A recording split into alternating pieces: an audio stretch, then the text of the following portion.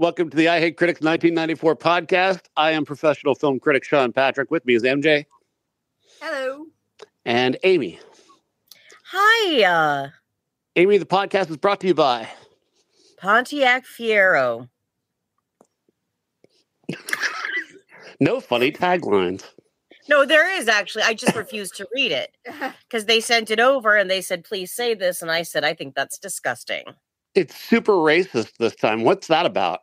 I know. It's like, okay, well, you know what, Fiero? We might be changing our car.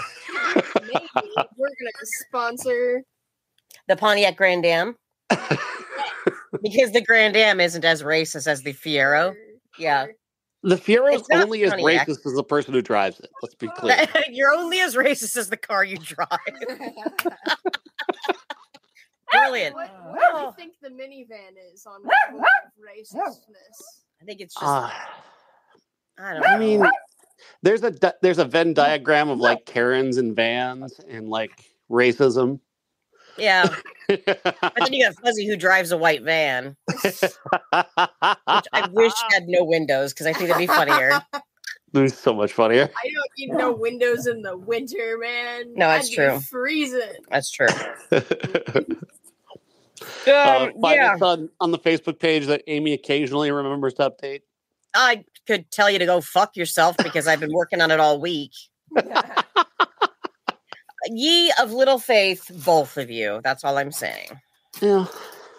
If you go look at it, it's quite inviting. Quite inviting. It's right then. Quite inviting. And I've done the thing that the kids do, which is pin a post. Pin a post. Wow. I pinned two. Yeah. Those are on the trees outside your house. No. This is on the information superhighway. You mean the World Wide Web? The World Wide Web. I will give you the address. It's http / shut up. I'm glad I did it. And I'm going to switch over to our Facebook, which, by the way, you'll notice has the correct name now. Wow. You're blowing my mind. And a hot new Pontiac Fiero shot. Look at how I pinned things. Look at that. Yes. Yeah. Oh, look at Jurgen. Looking all sexy there. Yeah. Anyway, we should probably talk about the movie that we watched today.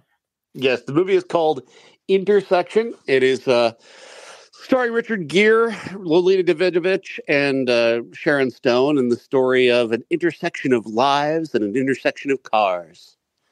Oh, well said. Thank you. Wow. Yeah. So profound, the intersection. It means, Amy, tell us about the meaning of what an intersection stands for to you. What does it mean in your world? Intersection. It's better than a C-section. or getting sectioned. It's better than getting sectioned. Do you prefer an intersection to a roundabout? That's true. I do. Actually, no. Yes, that's true. Because fuck roundabouts. I would say. You just pissed off. You just pissed off your English friends.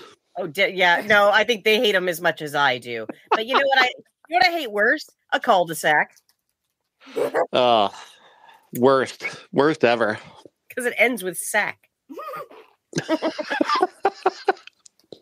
You need to stop moving because you're going to spill my pop. Sit still. Don't even breathe over there. I don't sit still. I move. Intersection. This was crazy because Fuzzy and I, MJ and I, the adult name, sorry, we're sitting on the couch actually paying attention to this movie. It was really weird. Mm-hmm. Is it because I wasn't there? No. Because mind you, we still have the asshole dog that's barking throughout everything. Seriously. Right. Really riling up today. Oh my God. But that happens every time you see Sharon Stone. Well, and every blonde white actress in a movie, which is pretty much God, we need to get better movies, you guys, honestly. But yeah, we were just kind of taken in with this film for whatever reason. It's weird. That is weird because I think it's a bad movie. Well, I think it's. Yeah. I don't know if it's bad so much as it's not good. But also, but I thought that there were some like redeeming, like the women in this movie. I didn't hate for the first time. Yeah. Oh, that's because they barely exist. Go ahead. I'm sorry, MJ. Go ahead. I didn't hate a lot of the characters. Like, honestly, I did not mind them. I thought that they were doing... I thought at least it was more realistic. Yeah.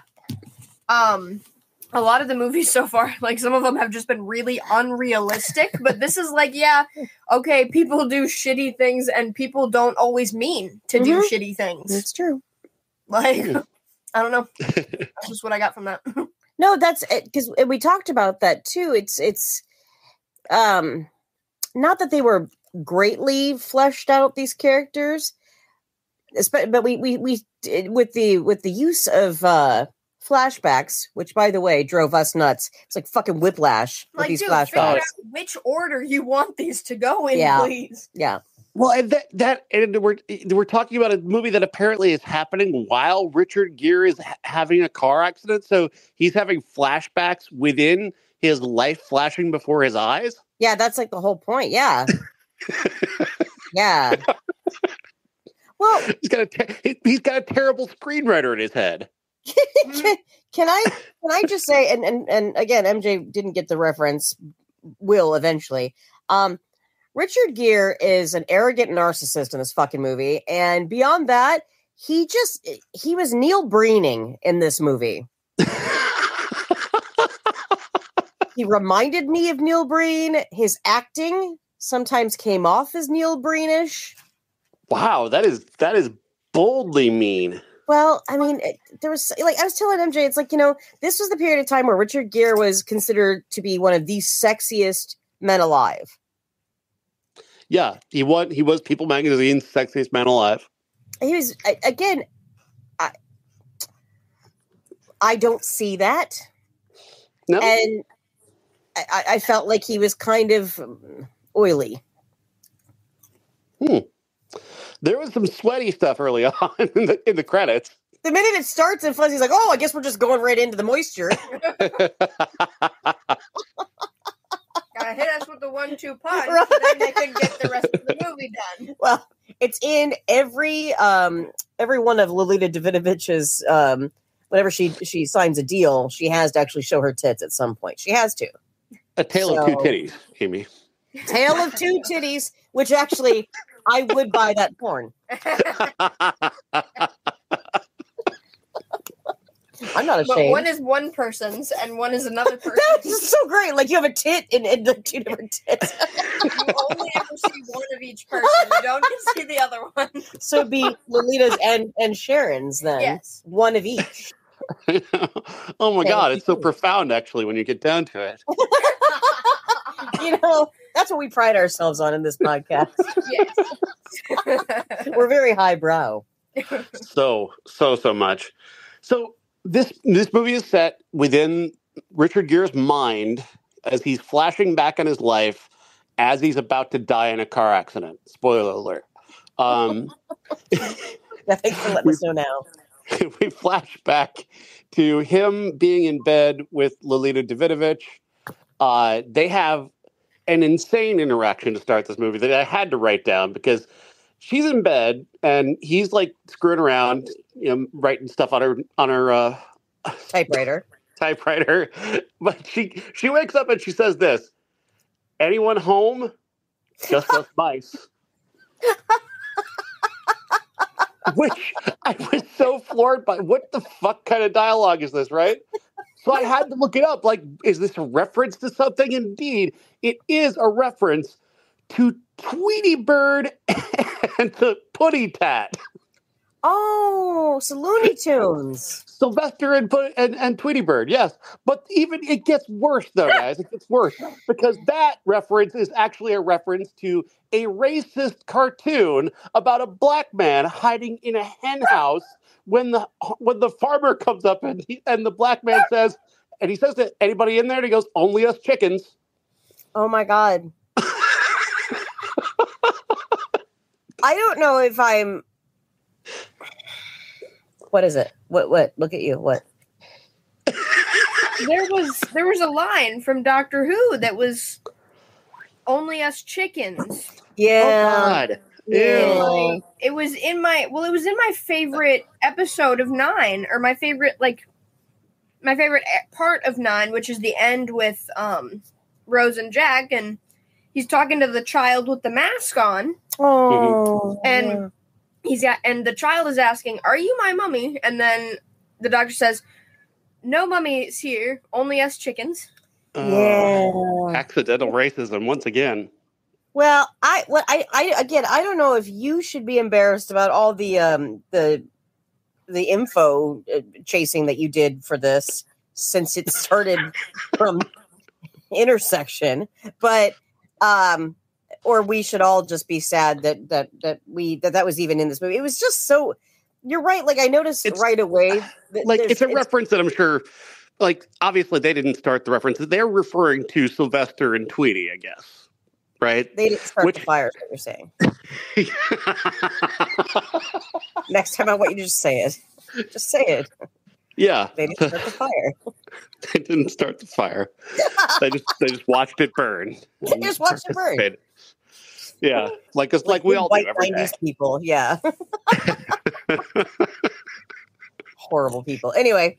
Yeah. So, but the dialogue in this, especially early on, is just so strange. Like, so Lolita Davidovich is his new girlfriend. Sharon Stone is his soon-to-be ex-wife.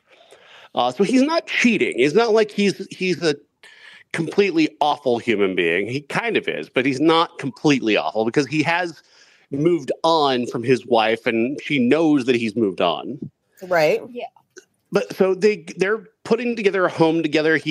They go to where he works, where he actually works with his wife Sharon Stone. But as he's getting her a cab to send her away, Lolita Davidovich says again. They love saying things in movies. I think this is just a screenwriter thing where you want to say you want your dialogue to stand out, but maybe you make it stand out too much. Like Lolita Davidovich says, "You'd think with all of those bridges you guys would be willing to burn one once in a while." I thought that was very Which is, I witty. guess, is an architecture reference. Yeah. Oh, by the way, Richard Gere is an architect. Yes, he's an architect. We kept remarking about that because we love tiny houses. So we were like, "Oh, this is great. This is gonna be a great movie." Well, Amy, if only we could shrink ourselves down to 2 inches, we could live there. Another line from this movie. Yeah, no, she asked if there was something that they could drink that would shrink them down to 2 inches. I did. Yeah, I did take note of that line. We remember that one. Yeah. Oh my God, this dog. Yeah, it's the worst dog ever.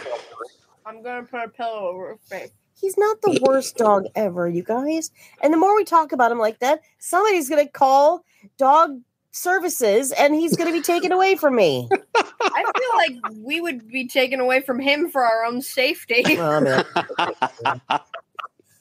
Anyway, K9 is a much better dog. I'm just saying. Yeah, he's the best dog. I love K9. I thought he was talking about the movie K9 because he just said it was a good movie, and you're a fucking liar. Anyway, back to what was the movie we were watching?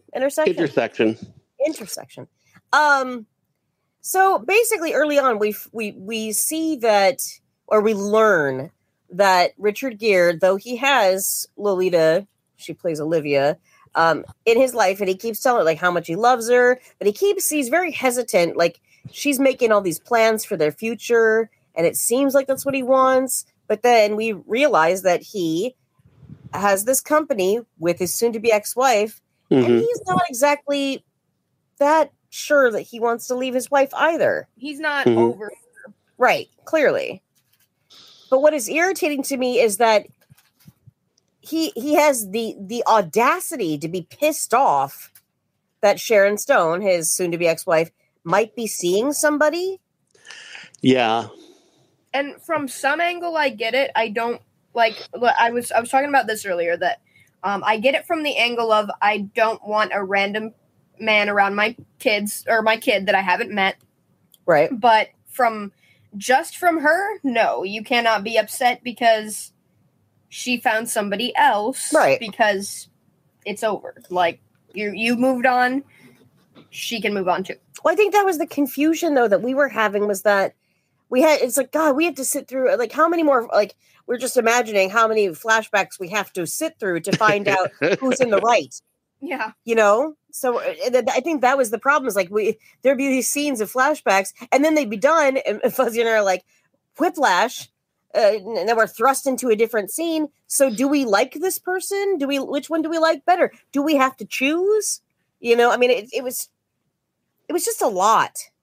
Well, it's a weirdly shapeless movie when you get down to it, because you're sitting there kind of waiting for what actually the plot is going to be, and there really isn't one. Right. Because it's all about basically him trying to figure out, does he still like his wife? Does he like his new girlfriend more? He says he loves her. Is he ready to move on? And that's kind of a story, but it's kind of like not.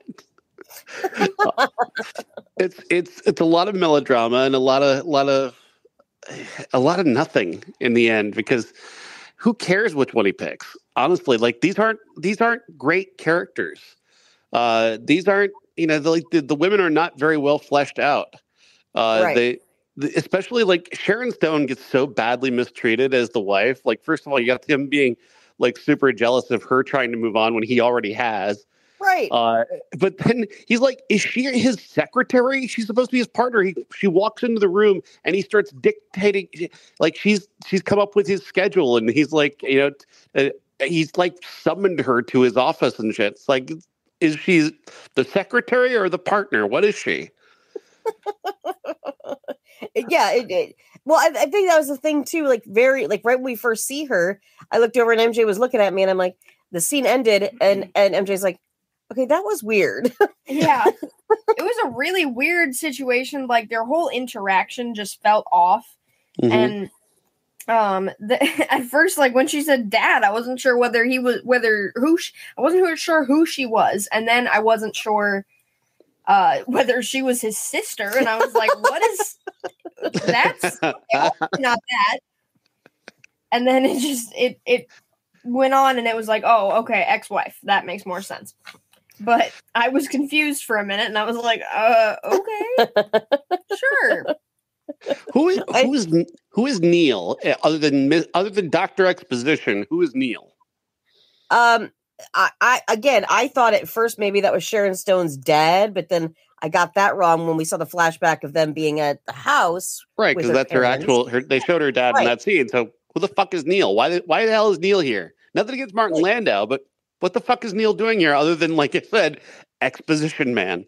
I think that's all it was. You know what? That's what I found was so weird, was the scene where it's like right after they go and they're supposed to look at the like they're looking at the architecture of a building. And Richard Gere's character is like screaming expletives at the people that he's building this building for, whatever. Yeah. And then we get down off the platform. They're walking to the car, and Neil, Martin Landau's character, was like, I think you're the one that's in trouble, buddy. And he's like, what do you mean? And he's like, you need to pick which woman you want to be with, or whatever like that. I'm like, what are you talking about? We were just in an argument with people that are owning a building, and you're bringing this up? Like, what the fuck? It was very confusing. Yeah. Well, he was accusing him of taking out his personal problems on their client. Well, I mean, isn't that what clients are for? Which the clients, by the way, had just a reasonable question about parking. They just wanted to have parking closer to the building, which is not an unreasonable thing to say. Right. Something you might have thought about maybe before you actually start building the building, but I mean, I get it. Yeah, you're not asking for the moon at that point. It's just some reasonable parking. That's all. And your architect just blows up at you because you want to park a little bit closer to the building. But that's why you want to hire him, because he blows his top. He's a no nonsense kind of guy. He's a very 90s architect. And I feel like that's just normal. Yeah. No, this I don't remember this exchange. Like, well, no, that's because one of the times that I don't remember. Because you and I were talking in the middle of it. That's why. I was like, where is that part coming from? Oh, okay. I was looking up at the screen as we were talking. Which, by the way, we tried to plug the HDMI from my computer into the TV so we could watch it on the big screen. Mm-hmm. And instead, it was just a black screen, but it was on the laptop screen. But at least we got the sound from the TV. Yeah, it was really weird. That's very weird. I think Amazon decided that it was going to block the image, and it's just like, okay, great, thanks. Yeah, but all we needed was the sound, I guess. Sure, which was fine because there was so much of that kind of very 90s crappy score by James Newton Howard. So that came through with great clarity. Thank God. Yeah, I didn't find it terribly interesting, but I didn't also find it very intrusive either. So I didn't clock that as much as you did, I guess. Well, obviously not. The Martin Landau scene where he's yelled at the clients and now they're going back to the car, and it ends with Landau saying, "Architecture 101, buddy. Everything under one roof." Yeah. Yes. Yeah. Yeah, I don't think that's how it works. No. Man. Right? Oh, that was what MJ said. Wait, so we're comparing love to architecture? Life is architecture when you get down to it. It's how you design your life that matters. Hey, what is marriage without a solid foundation, guys? Am I right? Oh. Wow, Amy, that was profound. I just need to drink again. I'm missing wine like crazy right now. What can I say? Anyway, can I hit you with another bizarre Lolita Davidovich interaction? What about which one? Because there's a lot. She shows up at work after having left Richard Gere earlier on in the movie, and she goes to where she works. She's a writer for a magazine. Which magazines, MJ? They used to be this thing you would come in physical form and you could hold them in your hands and read articles within them. Look, as they grew up around us, plenty of magazines were to be had in this home. So many magazines in Grandma's bathroom. We had a lot of them in there. And on various services around her house. That's true. That is true. Good point. So she has this brief back and forth with her boss. She hands in her article for the month and has this back and forth with him, and she's just like, "You couldn't," and he's like flirting with her, and she's like, "You couldn't handle me," and he goes, "Try me," and she goes, "You sound like a phone sex ad." Yeah, and then that was it. We never saw that guy again. Yeah, never again. What was the point of this interaction? I don't know. It was just a weird line. He didn't even say anything that sexy. Like he didn't. Like it wasn't even that great of flirting. Like it was really like, "You couldn't handle it. Yeah, try me." And then she goes, "You sound like a phone sex ad." What? See, and back then the phone sex ads were the "pick up the phone." That was my favorite one. Remember Misty? Pick up the phone. Oh God. Yeah. Yeah. Look, there's where my trauma comes from. This is a very horny movie, is what I'm saying. It kind of is, but it's also like, again, I just think that we spent way too much time on poor Richard Gere not being able to figure out which one he truly loves. And I didn't feel bad for him. Like, I wanted to kick him in the dick I don't know how many times. Really, what it came down to is which one was going to fuck him. That was really what it came down to in the end. Like, Sharon Stone kind of doesn't want to fuck him as regularly as he'd like. Like, she won't turn down a phone call to have sex with him. She won't have sex with. She will have sex with him in her parents' house during their introduction dinner, but not the way he wants to have sex with her. Like, I don't know. I'm we're at your parents' house. I want to bang your head off the headboard and scream. Like, what? No. She's giving you what you want, dickhead. Just go with it. But it was so, like, even we agreed. Like, it was so weird. It was so weird. And, like, oh my God. I have no idea how I would have been like, what are you doing? She looked like she was waiting for the bus and it was coming down the lane. She's just trying to get to that shit so she can go catch the bus. Yes. She's like looking over the shoulder like, hey, it might be okay, just. And she keeps talking through it. Like she's just, yep. Okay, is that working? Oh, okay. All right. The number 4 I got it. I got it. I gotta go. She just kept looking up too. It was like she wasn't looking at him. She wasn't like closing her eyes. It was just like she wasn't even there. No, she was concerned that her parents might walk in. She locked the fucking door.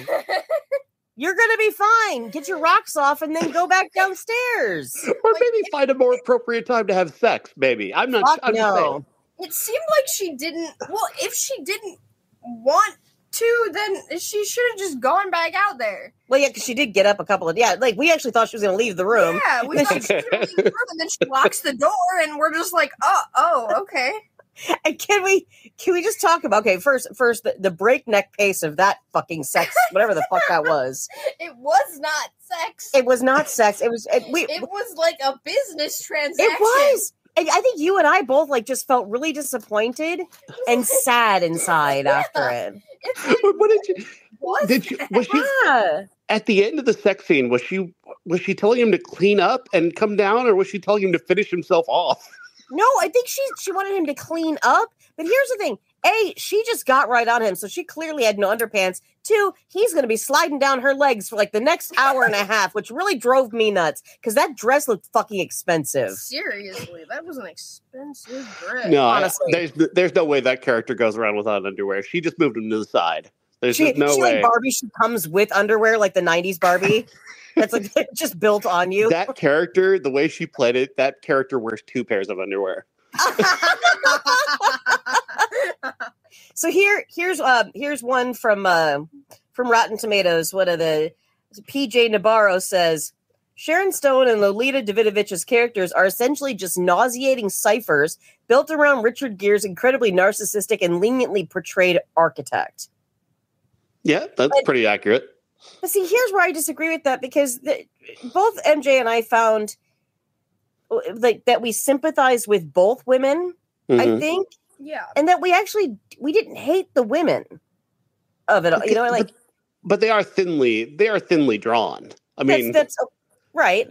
But so somebody says here, Stone deserves some points for playing a recognizable human being, while Davidovich fare less.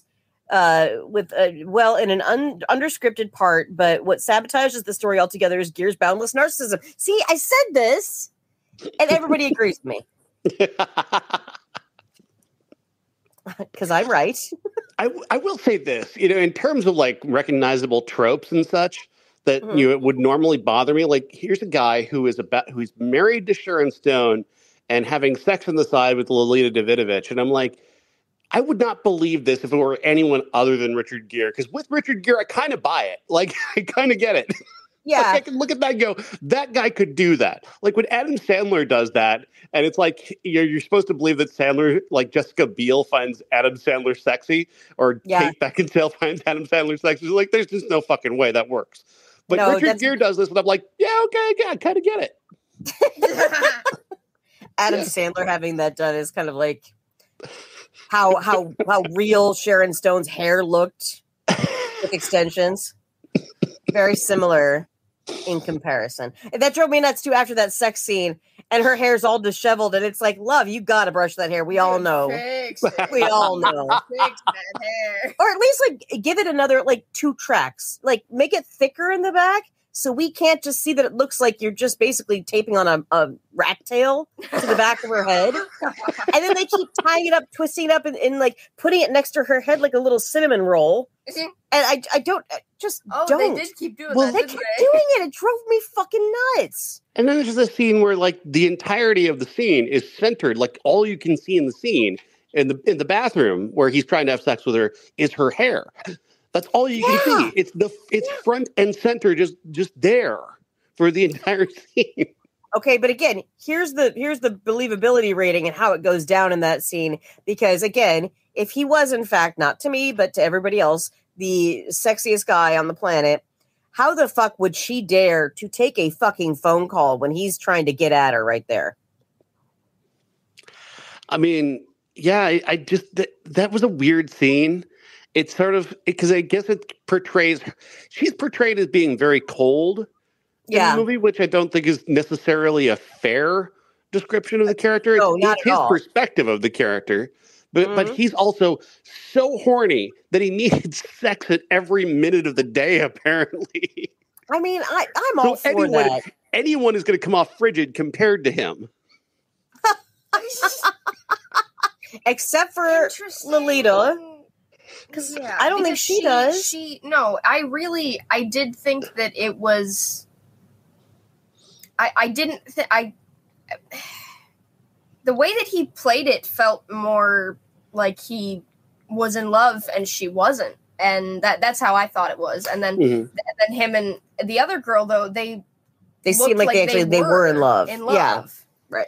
Well, they had sexual chemistry, yeah. But I thought their relationship, like, it looked like he really did love her. It looked like she definitely loved him. It came off that way, like. I can't fault the movie later, but like, I think that they were one of those couples that, like, they grew apart because of business, life, and then they were like, and then it was like they didn't, like, it kind of seemed like he wanted to get back to that, and she wasn't moving there yet. Wasn't ready to go for that yet. She just wanted to be where they were at. She was fine with it, and he wanted more, it seemed like. Because she even, he would be nice to her, and she's like, don't do that. It's just kind of disingenuous when you say shit like that. But she also started things and then stopped that. Like that. She gave him a sinus headache massage. Like, literally back there, and all he did was grab her hand, and then she's like, no. Well, his head's already resting in her tail of tooth titties right there. Yeah, and she was literally, like, rubbing her hands down his chest. Yeah. And then says something suggestive and then takes it all back and backs away. That was when I had whiplash. Remember? Because like then she goes that all happened real quickly. It was a 180. It was like, how did you get from here to here? And she's like, she's crying, but then she's also saying stuff like, you used to be funny once. And then he says something kind of funny as she's walking out. She's like, there it is. And then she just walks out and I'm like, what was that scene? What happened there? God. I don't know. This movie. Yeah. So it's again, you know what? We forgot to do shout out to little Jenny Morrison in this movie. Little Jenny. Cameron. It's so our cute. Cameron from the house. I love her so much. Except, she, didn't have very much to do in this movie, but I still love seeing her. Yeah, she's a child, she's a little kid in the movie, and she's adorable. She does that very well. I loved how excited she was to see her dad in ballet class. That was adorable. Yep. That's my dad. That's one thing that I did like about him, though. Like, he really seemed interested in his daughter. Yeah. Like, he really genuinely seemed like, I care about her and I want her to be healthy. Like, he wanted her to eat, and like he was interested in listening to the things that she says. And like, I can't get my dad to listen to the things that I'm saying. Like, Daddy? maybe my bar is just low, but like, it seemed nice. It's low. They were out for a meal, and he was listening to her talk about things. Here's what bothered me is that, though, I mean, like, there's a sandwich right in front of her. Who ordered it? Did he order that for her? Probably. Okay, but don't do that, Dad. Don't do that. My favorite line was that she's like, no, I had a big meal before that. Would you eat? An apple. I'm like, I've been there. But yeah, I agree. I think that was the only time he was likable was when he was, when it came to his daughter. Yeah, because he made mistakes. He did shitty things, but he still wanted to be a good dad. Right. Like, yep. I agree. To the point where he was actually going to blow off time with Davidovich to actually go be where his daughter was for Easter. Exactly. Yeah, and I didn't like the way that she was just like, she was kind of iffy about it. And I'm like, okay, dude, he wants to spend time with his daughter. You don't get to get angry about that. Yeah. Like, no.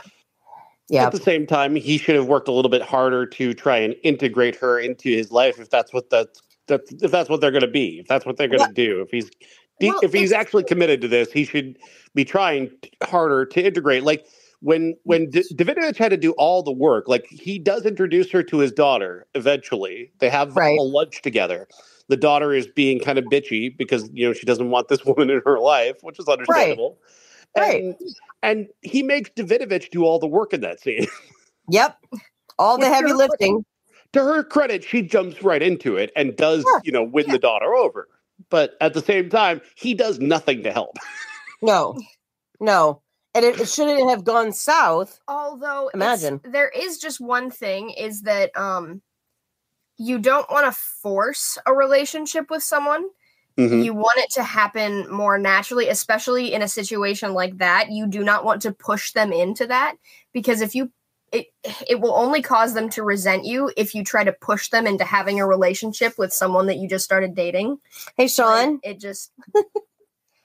I think MJ has a point. Do you remember that very first Christmas that Dad brought Donna over? Oh, dear God. Let's not talk about our personal lives here. Because that's where my head went, right there. It's like, you don't want to push... MJ's telling me, it's like, yeah, I know. I remember that. It's a horrible feeling. But at the same time, a lot of people have been through this. Yeah. But I'm talking about me. But I think she handled that quite well. Yeah, I think in that scene. So I'm just saying he didn't. Yeah, no, because he didn't deal with anything. True, at all. Very true. Until he was given a sweet roll by a little girl, and then he decided what he wanted. It is a very odd way to find out, like, hey, I want this, or make the biggest decision, one of the biggest decisions of your life, based on a sweet roll. Because this little girl looked just like my girlfriend if she were little. I didn't get that. I did not understand that. She looked like the daughter that the two of them would have together. Okay, I didn't put that together at all. You didn't? No. Oh, yeah. No. Well, she looked like, that's what she looked like. She had red hair, and she was little. I also watched the movie, and that still went right over my head. I'm like, so you want to date your girlfriend's childhood doppelganger? I didn't know where he was going with that. Definitely not. Look, we're almost to that here then. He writes a letter to Davidovich essentially saying, give up on me, I give up on you, we can't do this, it's not going to work, it's too hard.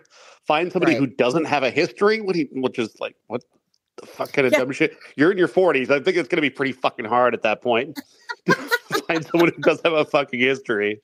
But he writes this letter and he's thinking about sending it. He's at this like Canadian drive-through place that's both a post office and a general store. He's gonna send the letter to her and be a coward and run away. And then he sees the little girl and he decides that he's in love with her. So he calls her and he leaves a message on her phone telling her that he's in love and to meet him at this place. And it's very much, 1950s affair to remember shit about to happen. Right. Yeah. You almost knew it like right away. Oh, it's like the bike scene in City of Angels at that point. Oh no. We know what's going to happen. Don't get on the bike. Meg Ryan's on a bike. You just know there's a semi coming. Magic. The City of Angels, go see it. Or don't. You don't have to. But, he then goes racing off like a fucking asshole. Yeah. Oh, seriously. He was driving way too fast. Like, dude, you do not need to do that. No. That was not necessary. Nope. To put if he's driving the speed limit, he's not going to get himself killed like a dumbass. But he does. But that's our introduction to him, driving this super nice car, going super fast. Like, this is not a great way to introduce your character. He just looks like a dick. Yeah, we all hate him already. Yeah, he's a douche. He's a fucking He's douche. a rich, overprivileged asshole in a Mercedes. Like, fuck this guy. Hey, fuck this guy. Oh, But Yeah, so there's a so- van in the road. He's going 80 miles an hour. He's going to just try and drive around it. But then there's a semi coming. And so he slams on his brakes. And I guess Mercedes don't have great brakes. And they can't stop for shit. Right. Well, not to mention there's like, it's not just one. It's not two. It's 3 vehicles that he manages to fuck shit up with. Yeah. And here's the thing. And again, we might be too soon for this, but I don't think we are.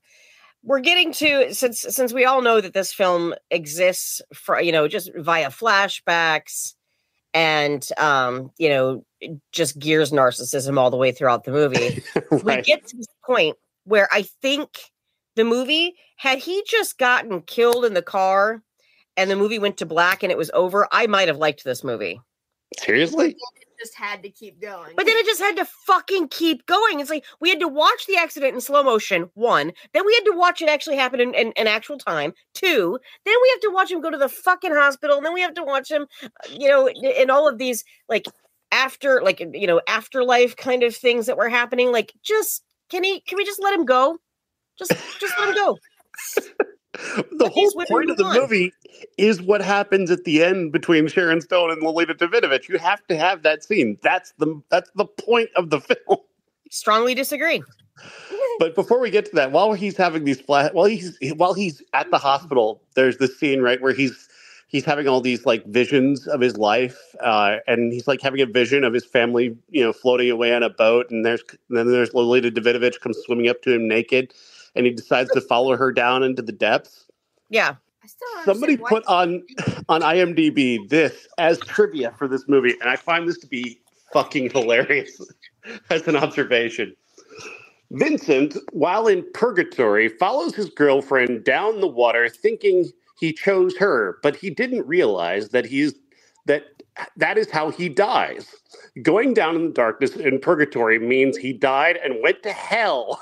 Being an unfaithful man to his wife and girlfriend, going up to the light in this case means he would have lived choosing to be with his wife and daughter. When in fact, he wouldn't have chose his girlfriend.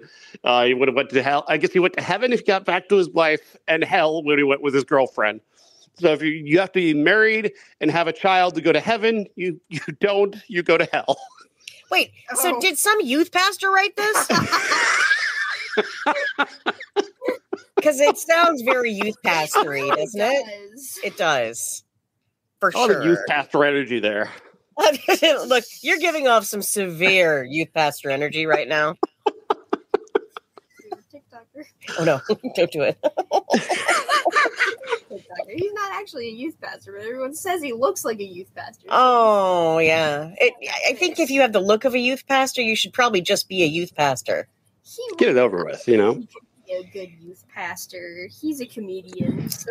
It's like on IT Crowd when they saw the guy that they thought looked like a magician. Yes! And they tried to be a magician. Look like a magician. And I can't get... What if I learned some magic tricks? Would that make it better? And he tries, and she's like... It's just not working. It's not working. Not gonna work out. If you're going to look like a magician, I need you to be... Oh, he was a driving instructor. God damn it. Fuck Graham Linehan, but god damn it, I love that show still. Yeah. Got Anyway, any good digressions on this? A good digression on this film? Yeah. Or on this podcast? Well, we usually digress into something. What are we going to digress into? Oh, that's right. So you, my friend, which I'm thrilled about, has decided to go back and watch all of the Doctor Who's. Well, yeah, for the most part. I discovered this channel on my Roku that is just nothing but 24-hour a day classic Doctor Who episodes. Really? They just show them on a loop in between some of the worst commercials you've ever seen in your life for their other Roku channels. If I hear about Jessica Alba and her renovation show one more time, I swear to God, I'm going to go insane.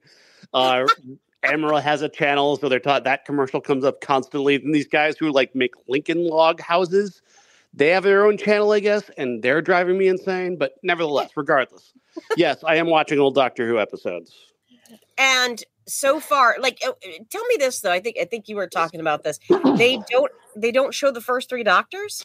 Yeah, they skipped right over them. Yeah, they once they finished off with the 7th Doctor, they bounced all the way back up, but then they didn't go back to first Doctor. They went back to the 4th Doctor and started over again. Which I don't get, because Troughton and Pertwee are 2 like the most important Doctors. That is just so weird to me. Yeah, it's bizarre. I mean, you would think because they talk about, like, the channel even mentions having 7 faces, 7 Doctors, and it's like, oh, great, they'll show all 7. Nope. No, you're just gonna see what 3, whatever you get. Yeah, 4. Yeah, you get 4 of them. 4, yeah, yeah. What we want to give you. Do you have a favorite between 4 and 7? I really need to give 5 another look before I say for sure. I know I hate 6. Fuck that guy. He sucks. Colin Baker. Colin Baker sucks balls. That guy's awful. Dressed like a fucking clown. Just a complete dick to everybody. Fuck that guy. That's so funny. He doesn't even have canine. Like, go away, dude. No. And then again, you have Canine's the best character on Doctor Who, by the way. I thought you said Canine was irritating you. No, I love Canine. Oh, okay. Didn't I just tell you that controversial opinion that Canine's the best character? I thought you were talking about the movie with Jim Belushi. No. I really was talking did. I was like, what is happening here? I'm in a thread with you talking about nothing but Doctor Who.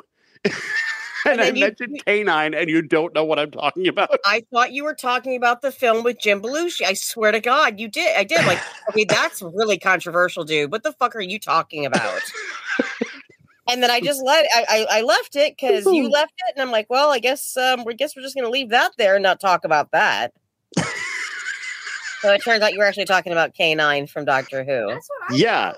I thought it was K9 from Doctor Who. Shut up, you did not. I did. I literally said that's a bet. I don't even know what that other thing is. It's a horrible movie with Jim Belushi. That's all I'm telling you. Why would I drop? I couldn't even know that it was something different. Why would I drop that non sequitur into our conversation about Doctor Who? There's literally a character called K9. But our whole life, lots of non sequiturs. I don't know if you've met me. That's all we do is non sequiturs most of the time. Most of the time. For fuck's sake, you people. But yeah, I love K9. He's awesome. Yeah. Yeah. And you know what? K9, as much too often the Doctor does kind of use that. The writers do kind of use K9 as a god in the machine sort of character. Yeah. To kind of fill in, to do things that the Doctor needs done at any moment. So he's kind of all purpose a little too often. Well, but I like it. But he also fills in like things that are necessary that would make things understandable. Like, why does the Doctor leave the TARDIS unlocked? Well, he's got K9 in there. K9 can fight somebody off if he needs to. Like K9 can, shoot somebody if they come into the TARDIS. It makes sense. Yeah, absolutely.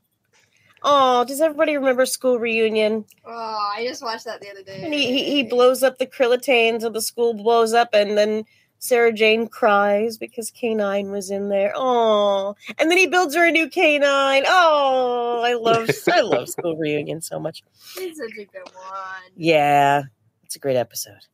Yeah. So I'm just thrilled that you went back, because a lot of people don't do that, and for me, it's so much fun to like for you. I know, especially now that you know who Mel is. Mel working at Unit. Now you have the history of Mel and that horrible hair she had back then. I got to see the pool for the first time. Got to see the pool, which again you won't see again. You'll just hear about it. Do you remember when they? So there's a pool in the TARDIS. You know that, yeah? Because remember when 11. He falls in, like, fell in the pool. And he's like, there's a pool? It's a library. But again, you don't really see too much about that. So, or hear about it. They really need to have Shooty explore the TARDIS one time, just finding all the rooms. Yeah, and not make it like uncomfortable, like when we're exploring the TARDIS with everybody else, and they keep getting like going in like circles. Do you remember that? Oh, yeah. Amy and Rory did it, and then Clara and Eleven did it. Oh, I didn't know that they did it. Oh, yeah. It was creepy. Was Clara was wandering around the TARDIS and all the various different versions of the Doctor were there because she'd walked into his time stream? Yeah, exactly. Yeah, well, we need to go back and watch all that again, I think. Fuzzy needs a refresher. I don't remember a lot with Clara. I remember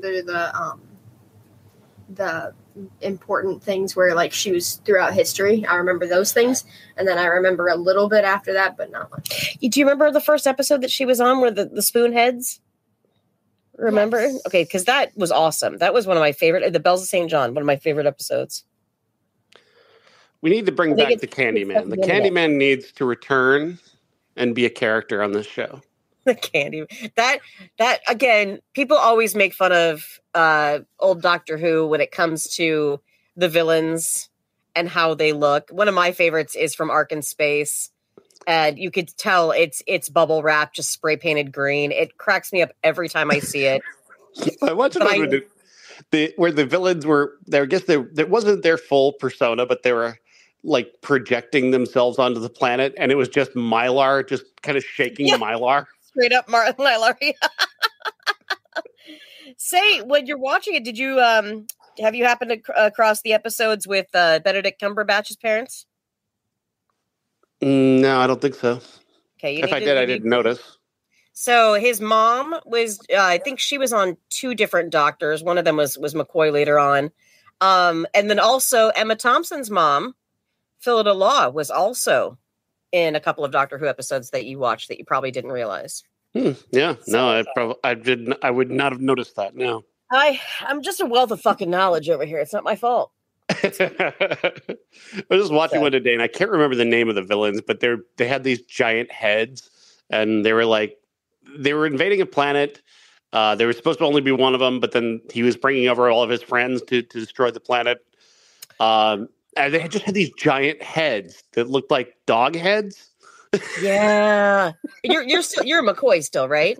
No. I mean, I'm back in 4 now. Oh, you're back in 4. Oh, okay. So he's that's Leela, isn't it? No, it's Romana 2. Oh, it's Romana 2. Oh shit. Yeah, I'm talking about a villain you don't remember. Haha. Oh, please. I've watched them so many times. Yeah. Just give me a minute and I'll think of it. But I know. MJ, are they searching? Is Amy searching for something? No, I'm not. I'm actually not. But I do need. It's going to drive me nuts if I don't see it. Seth and Tika. He saves Seth and Tika, or Tika says that Seth saved everybody, but it was really the Doctor that did it. It was the Doctor that did it. God damn it. I need to go back and watch my Tom Baker again. Ha ha. Oh, fuck off. Romana 2 was my favorite. You didn't even know who Romana was before all this shit. Look, I'm the expert. You're the newbie. Good for you. Fucker. I love that she just regenerates and just like doesn't even tell him. She just wanders onto the TARDIS as someone else. She's no like, explanation. Just quite well. Well, okay, so behind the scenes, Baker and Lala Ward were dating. No. Yeah. So they were dating, and then when she went to leave the show, they were splitting up. Yeah. So that's why it was time to bring on somebody else so here's the thing. So they bring on Leela, right? And Louise and Tom do not get along at all. Couldn't stand each other. And you can kind of tell here and there because he's not nearly as nice to her as he has been to previous assistants. So I thought it went Leela, Romana 2. Oh, no, you're right. I'm sorry. No. I think I'm right about that. Leela was right after Sarah Jane? I think it was Romana after Sarah Jane. It's Leela, Romana 2. Okay, so regardless, he didn't get along. No, listen, this is true. He did not, because I read his biography. And this is true. He did not like Louise Jameson. However, years later, They started to work on Big Finish together, and now they're thick as thieves. They're super, super cool with each other. He didn't really get along that well with Mary Tam, who played Romana 1. And again, that's why they brought in Romana 2. So, and at that point, Tom was just kind of like, let's face it, he was the doctor that was on there the longest until Tennant came along. But he was starting to feel like everybody looked at him like an old timer. And that's why he chose to leave. So, but he's still one of he is probably my favorite doctor. Easily. I only got to see one, 4-episode series of Davison. And I really like to see more of him. Yeah. There's one with Martin Clunes. And Tegan gets possessed. And by a snake. By a snake. Well, it starts with a K, and now I can't think of it. But it's a great arc. I love it. So yeah, you definitely need to see that one for sure. Yeah, Tegan's hot, by the way. I love Tegan. That's a good looking woman. Tegan is hot, totally hot. She can be really annoying though because she whines all the time that she wants to get off the TARDIS, but yet the bitch won't get off the TARDIS. What's John Nathan Turner is doing more? It seems like they get more sexist. Oh, 100%. 100%. And he took it in such a direction and he was just kind of an asshole. So and yeah, once it was kind of his baby, and that's also when Tom Baker kind of knew this is going to be a whole new school of Doctor Who, and I don't think I'm the one for it. So yeah, well, I'm just glad that you're watching them. One day Fuzzy will go back and watch them all as well. Probably won't. But you will. I can't. You're going to get old one day. Dude, You're going to be in your 40s and you're like, okay, now I'm going to go back because you're going to have all the time in the world. You say that you're not going to. That's so cute. It's just because I don't like old old things? The costumes. I don't like the way that they don't look modern. They don't look like a real thing. That is the most my brain. Gen Z thing I've ever heard you say. I don't care. Oh my god. That is the charm. I love those costumes. Those are fucking hilarious. I know. I want those back. I want them to come back and use them again. Yeah, that would be great. Just putting random stupid shit on people's heads. I get the back end of a car. I'm going to put it on the top of this dude's head. Well, I mean, what is this? My mom doing this? The exhaust just wrapped around the front to his nose. I totally forgot what I was going to say. Looking like a 6th grade pageant. It's great. You know what? And again, it's stuff like that inspired people like Joel Hodgson to put together the Satellite of Love. You just take found objects and make them. Noel Fielding did it too for Mighty Boosh and for Luxury Comedy. Just when it found objects and you just make them into something and you've got art. It's awesome. It's brilliant. Linkara on YouTube does that brilliantly with his arcs on his show. It's hilarious what he's able to do with just found nonsense that he puts together. Absolutely. Very cool. Very cool. So what's our movie next week? Car 54, Where Are You? Oh, fuck. So this is a night. Explain it to MJ because MJ's got to know. This is a 1950s TV show. There was a cop show that had about 2 cops, and they had a theme song that said, Car 54, where are you? And that was the whole thing. And I guess they bumbled. They were bumbling. Well, just and for some reason in the 90s, we had obsessions with shows that were especially 50s, 60s, and 70s. In the 90s, we were going back and watching all these old shows. So they were popular on Nick at Night. Car 54, Where Are You was one of them. It was horrible. Let me tell you about my favorite. There are 2 favorites that I have from the 1950s that are just, you're not going to believe these actually exist. They do. One was called The Flying Nun, where it was a nun who literally could fly. Sally Field. Yeah. I remember that. I remember hearing that in Friends. Yeah, exactly. Absolutely. Yep. But the best one ever.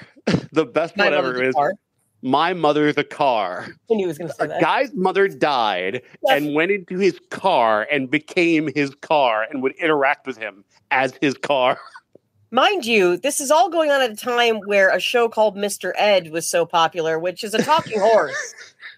The 50s, they were all on ayahuasca, I swear to God, back then. All just like tripping balls and writing shows about talking horses and flying nuns. Boomers are fucking weird. They're just fucking weird. Weird, I agree. God, this movie's going to suck. I really look forward to that. John C. McGinley and David Johansen. And we like McGinley. We like David Johansen a little bit. Oh, because he was in New York Dolls. That's sad. And then he did this. And then, There's a backstory to this movie, too, that I can't wait to tell you about. You're going to love it. I'm excited about that. I really am. Final thoughts on Intersection, MJ? I don't know. Didn't hate the movie you watched today? It was a movie. Yeah. That's what we said when it was over. It was a movie. We both were like, it was definitely a movie. It was definitely. It wasn't anything other than a movie. That's so true. You put that so well. That's true. I know. Yeah. I'm feeling profound today. But you know what? We didn't hate it. Like, we didn't hate it. We just didn't. It was a movie. It was a movie. It was a movie. I certainly don't have the vitriol for it that I have for, like, Mrs. Doubtfire, that piece of garbage, or a lot of it. Like, it would rank pretty high in 1993. That's for sure. Yeah. Compared to the trash fires of 93, this isn't that bad. It's not good. But hey, it's not 1993. God, that's so true. I really am putting my fingers, together, like just crossing them, going, maybe 94 won't be so bad. And then I tell you we're watching Car 54, where are you? And then you're like, maybe it will.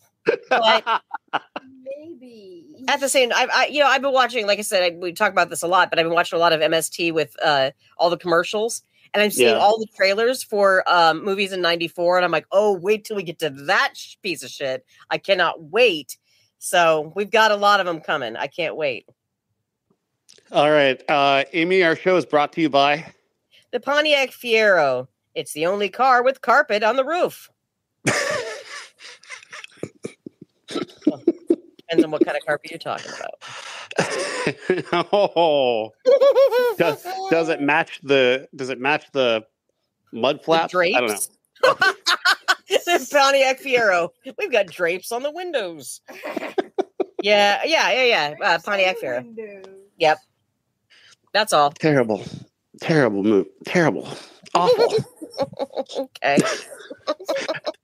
I don't know how to end the show now.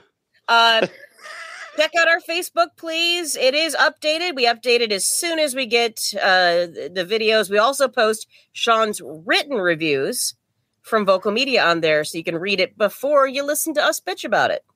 Yeah, I'll have Intersection done sometime. Once you get power back. If I ever get power back, which I still haven't. Sounds good. We'll see you next week for Car 54. Fuck you. Goodbye. Bye.